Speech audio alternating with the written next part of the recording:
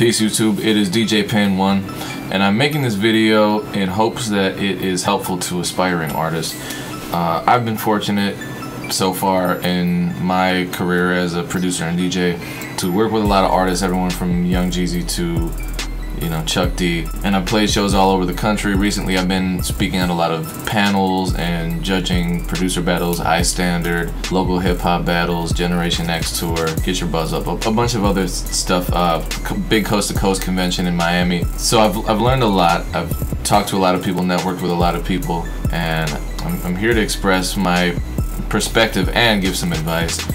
So what I want to talk about is social media.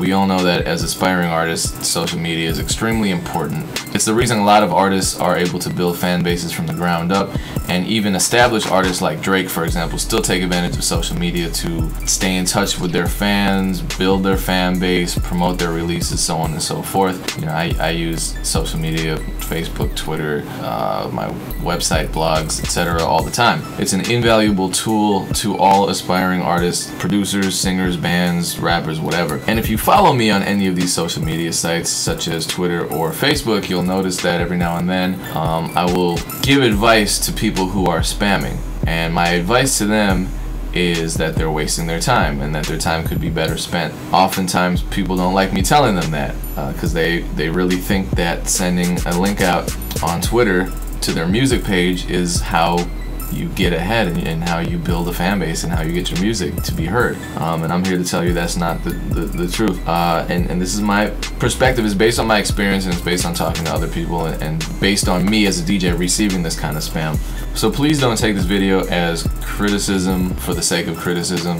I want this to be constructive, so not only will I explain why I feel that the spam is a waste of your time as an artist, I'll also outline some alternatives to spamming people, so basically give you some advice on how better to spend your time.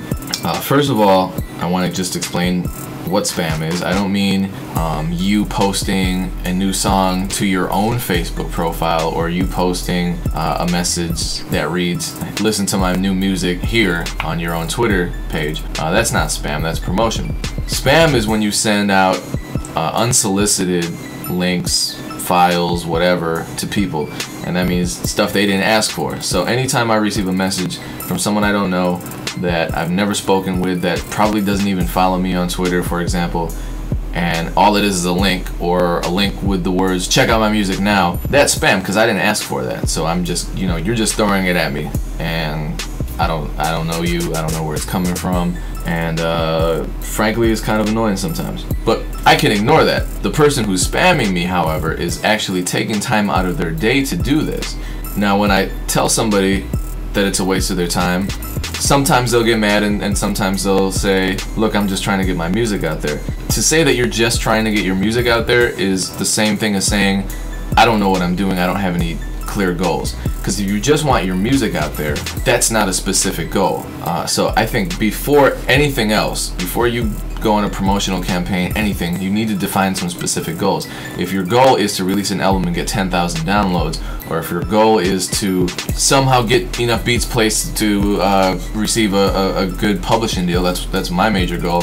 You're going to need to know what that goal is, keep your mind on your goal, and every action you take should somehow get you closer to that goal. Now I'm going to show you why I don't think spam, at least the kind I'm talking about, doesn't get you closer to any of these professional goals. But I would say you absolutely need goals. So just getting your music out there doesn't make sense. If you get your music out there, let's say 50,000 people download your song, then what? You have to be ready. You have to have a next step. So you have 50,000 downloads. What are you going to do? Follow up with what? An album, a video? Define some goals and define some steps on how you're going to reach those goals, and come up with some benchmarks, you know what I'm saying? So 50,000 downloads, for example, that's a great benchmark, but there has to be a next step.